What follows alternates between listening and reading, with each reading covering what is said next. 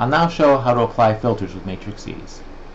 The left action on the mouse selected on any node will apply that node to the current filter. I can see the filter is not applied yet as I have a filter pending change. I will now apply the filter.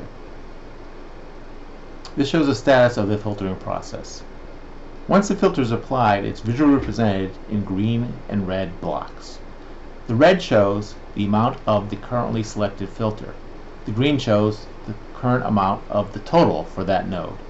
So in this case, since my minute plays are broken up into 10-minute blocks, I can see in the 20 to 30-minute block reserve players and starters play about the same amount of minutes. You can also apply filters by right-clicking any node.